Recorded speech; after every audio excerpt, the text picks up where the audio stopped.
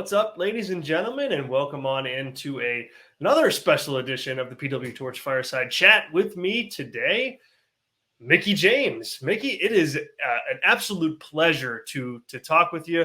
Really looking forward to it, and thanks for taking the time to join me. Oh, of course. Of course. I appreciate it. I see no fireside, Zach, though. Where is the fire? I need to Something, a table is on fire. I need to upgrade my my graphics back here for sure, without question. A table on fire is not a bad shout. That's perfect. That's perfect. Yeah. I gotta get our design team on that right away. Per Mickie James's request, of course. So Mickie, you know, one of the things that I was so looking forward to asking you is just as a professional wrestler and just someone who's been ahead of the curve on so many things in the wrestling business throughout all these years, and you've seen and done and worked everywhere with so many people. Like, how does it feel like being in that position now of like kind of holding down that middle of the pinwheel of so many different eras of wrestling, and you're still there? You've got big matches on the horizon, but you've also accomplished so much. I mean, what's that balance feel like as you walk into locker rooms these days? Yeah, thank you. That's very interesting. That's a good question. Thank you. I don't know. It's hard. And I know that the women look up and respect me in the locker room, but they still treat me like a sister and a part of the locker room. Like, they don't treat me differently,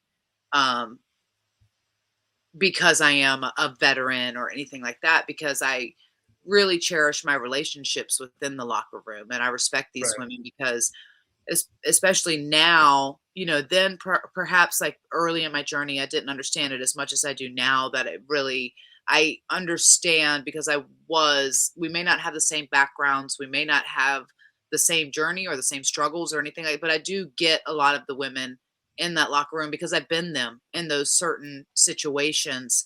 And I know how frustrating it can be at sometimes. I know how disheartening, and you can feel like you're not getting seen or heard or any of those things along the way. And so I really try to be a voice of reason, in the sense to make them understand, like, nothing comes without struggle, because the struggle is what makes it beautiful at the end, when you've accomplished and you've overcome those things. So you really have to put in the work. And it's weird.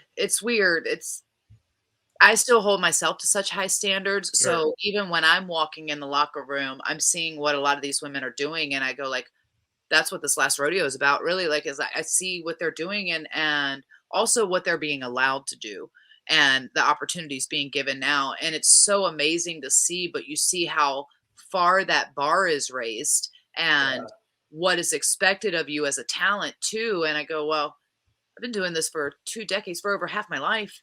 And I was so into, and what I fell in love with wrestling about was the characters and the over the top personalities and the costumes and the promos. And I liked the wrestling, but I'm still a kind of a girly girl at heart. Like, I love the wrestling part, and I always thought great wrestling is awesome. Like, you need to be a great wrestler.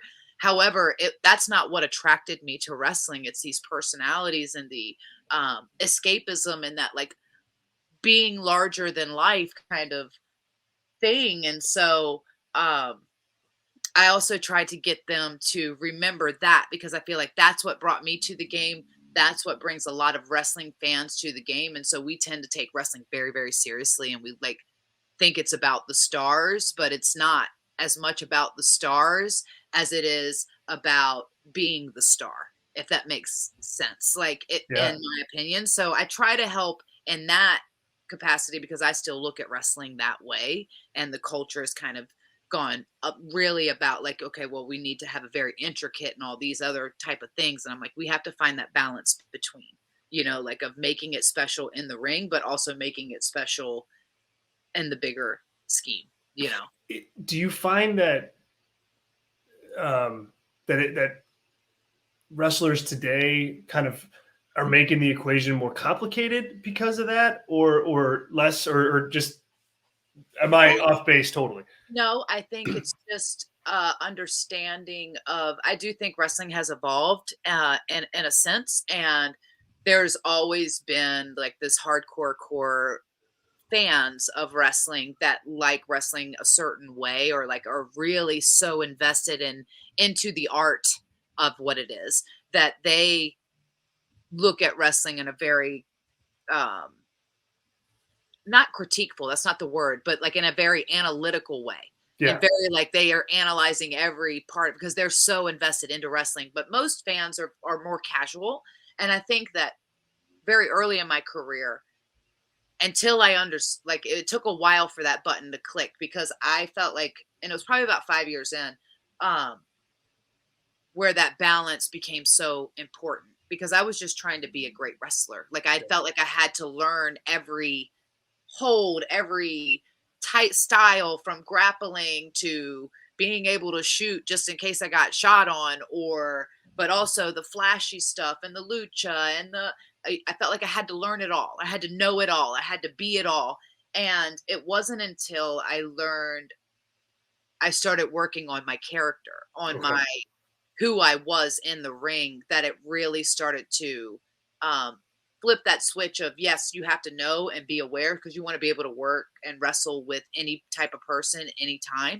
But the way to separate myself from just being a great wrestler and to really like start making true strides from going from a great wrestler to a great star was my character. That's what I needed to work on because I was just a happy wrestler or a mean Interesting. wrestler, you know? So Yeah. it took time to be able to do that. And I think um finding that balance then of like what works for her um was that difference maker. And I'm really big on that. I'm big on that. So I always think like if I ever move behind the scenes or ever do something like that, it would be hopefully to help people um hone in on whatever that is for them. That's Was really it hard for you to find that, or did it kind no. of come easy? I think, yeah, it was hard. It wasn't, I think because every character I played was pretty different. Mhm. When I first came into TNA at the time, I mean, before that, I mean, Danny McDivitt or like MCW named me Super Ball because I was just like this ball of energy and I just Yeah. wanted to do it all, and I was Alexis Lurie and I'm just like happy to be here and love wrestling. Um, And so to go from her and like as it started to click, and I'll tell you who gave me I was telling my husband about this earlier today because I'll go like, you know, uh Dawn Marie, when I did an ECW dojo, I was in Kaita Pro at the time. It was probably a year and a half in, this is right before I switched over to MCW. Dawn Okay. Marie gave me one of the best pieces of advice, which is always weird because nobody says, "Oh, Dawn Marie's the greatest wrestler of all time," right? Like nobody's going to say that. She was awesome. I thought she was wonderful at what she did, and she was a great entertainer. But her piece of advice was to do this bio, like do like a legit biography, like bios, if you were doing a book report on a president or something, but do that on your character because the true art of being able to have freedom in that ring is to react and not. Oftentimes we try so hard and we're trying so hard to be this thing where it has to get to that comfort level of you are that thing Right. and now you're just reacting as that person, and I was like, at that time, I was probably a year in. I had no concept, like, I didn't understand the depth of that whole thing, but I did it. And I did it with my and I've done it pretty much with every character since, of to just kind of get into that space of when I am her, I am her. And now every decision I make, everything that I say is coming from her. It's not coming from me personally. And obviously, you know what I mean? So it's a Yeah. real, yeah. That's that's fascinating. So did you do that? Did I you did it like? with pretty much every single Wow.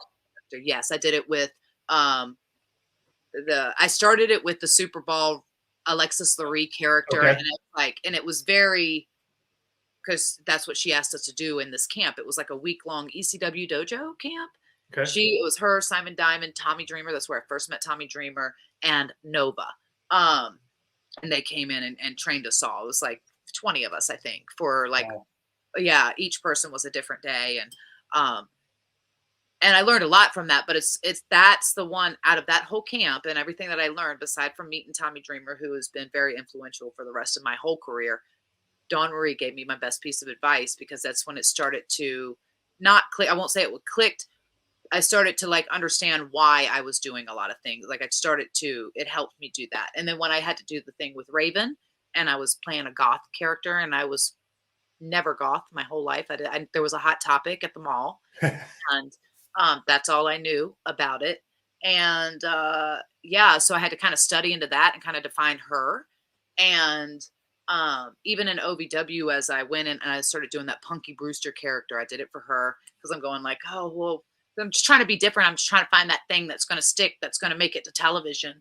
And obviously with Mickie James, the Psycho character, I wrote her complete story and backstory and all the things to kind of, and that's what really helped me become her on television, and Yeah. then leaving. And then after being that, and then rolling into like, okay, more girl next door, Mickie James.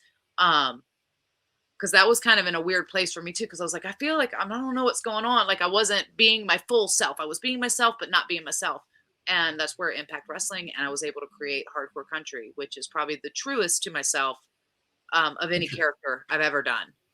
Just That's, the volume turned all the way up. that is fascinating. Thank you for sharing that. That's really Yeah, you're interesting. welcome. And I mean, taking a look at your 2022, like in Impact Wrestling, I mean, what a run of just different kinds of matches, different opponents, and Yeah. I mean, like I don't know, I think it's like an all timer of a run in for you in terms of just match quality and a diverse array of opponents. Talk about your 2022 in Impact. I mean, I'm looking at list of opponents here, and it's Deonna Purrazzo, Mia Yim, Allie Catch, um, Tasha Steeles a handful of times, Jordan Grace, which obviously we'll get to in a minute, Chelsea Green, Taylor Wilde. Like, I mean, it's just such a who's who of not just the women's division in Impact Wrestling, but just women's wrestlers in general, like the cream of the crop. What was it like just going on that run in 2022? It's been amazing. It's been amazing. I've been able to step in there with the absolute best talent out there right now. And I think it tests myself against what I was capable of. And every challenge has been tougher and tougher, and every match has been a little bit more of a struggle. Um, and obviously, I've never faced Jordan before ever. And we are two completely different fighters, where I'll never be as strong as Jordan. I'll never be as tough as Jordan. I won't hit as hard as Jordan. Um, Hopefully I can be a little faster than her. I don't know. We'll see. But I have to be smarter than her. And that's where hopefully I have the advantage, because um, I have studied every style of wrestling to be as well-rounded as possible. Um, and I know she takes that championship very seriously, and she's been a hell of a champion. And I won't take that from her. But that doesn't stop me from, I do not want her to be the one to retire me. I still love wrestling so much. And I wanted to test myself on this last rodeo to prove that I still belong, that I still could be champion, that I still could hold that, be a torchbearer in that sense. Um, and I wanted to do something on my special on my way out of the ring, if I was, because I do want to step behind the scenes, and I do want to um, next chapter at some point. And I really didn't think I had anything else to prove, rather than to prove that I still belong, and to prove that I could still go and be a champion one last time, And so uh, that's what it's been about. And I have zero regrets in my career. I've had such an amazing career, and I respect Jordan, and I respect, this locker room. It, Women's wrestling is so different now, Yeah. and it's so amazing. And it's so amazing to see the opportunities being given um, across the board. And it's exciting. And I can't take away anything of my career, except for I just don't want to stay longer than I'm welcome, Sure. and I think that I have a tremendous amount of love and knowledge to give on the other side. And I think it's important for me, for the women to respect me the way that I want them to not be a player coach, and to, when I'm ready to transition into something uh, like that, that I'm not wrestling anymore, and that Right. it's not that kind of um, mixed thoughts on what my intentions are, because my intentions always to lift up wrestling and for it to be awesome and for people to win. And yeah, I just wanted something special to hang my hat on the way out, and like a nice bow that was worthy of my career on the way out. So if that has to be against Jordan Grace, I respect her, and I respect her enough to let her possibly be the one to do it, but I don't intend on letting her by any means. And I still want to be champion one last time, and I still want to have one hell of a run and go out as the greatest knockouts champion that's ever been. So Sure. there is that. It's a positive, really positive outlook. And so it goes down, Hard to Kill on pay-per-view, Fight TV, January 13th, a week from today. Mickie James versus Jordan Grace, championship versus your career. Did were you apprehensive about putting the career on the line, or are you ready for this moment because of what you just kind of outlined? Yeah, I wasn't hesitant. In fact, I wanted it. I wanted something that was going to challenge me, and I need to put my back. Like, I really need something to fight for, because the other side of it is I'm good. Like, I have a wonderful life. I Hmm. can be home more with my son if I lose. I can, kind of make sure that I can play with my horses all day. Like, I have all of these things, and I have this amazing life, and I definitely have other things going on, from from my our supplement company to our podcast show, Sure. but just appearances, and um I'd be fine. And I think that it would really give me an opportunity then to step back and kind of go like, okay, I'll start doing courses or coaching or something, to still keep that wrestling love Yeah. satisfied. But yeah, it's crazy, because I think that you have to challenge yourself. If you have to put, to feed that hunger. And I am a competitor. I've always been a competitor, and I've needed challenges to keep me hungry, or else I get bored. And I Yeah. don't want to get bored. And I needed to stay hungry, especially if I was going to prove and test myself in these types of matches, that I really felt like I had this last run in me to get it to do something remarkable, and to have these first time evers and perhaps last time evers, so um yeah, and my opponents have been awesome. And it's like, that's kind of the thing, is like, these girls are so good now, they're Yeah. so great. And I feel like they've always been great, but I think the fact that they're being recognized for how great they are now is awesome. And so to be able to go against them and test myself against them, and perhaps even to their fans who may not know who Mickie James is, or may not know my career or any of that, um, and to perhaps maybe win some new fans, it's cool. It's really cool. Yeah. So last question. You've had such a run with Impact Wrestling, and um, now it really seems to be a company that's found its niche, especially post pandemic. Where there's so much craziness involved, but like it's some solid shows, some really strong talent, both on the men's and women's side. Talk about like Impact's place in wrestling now compared to when you kind of started with the company. Oh, wow. I think it's grown so much, but if you think about it too, I think that what's always been apparent about them is that they have a good finger on the trigger of who's stars, and they know how to make stars. And um I think that you can look at the history of the people that have gone through that roster and the things that they've done in this industry. It's incredible, Yeah.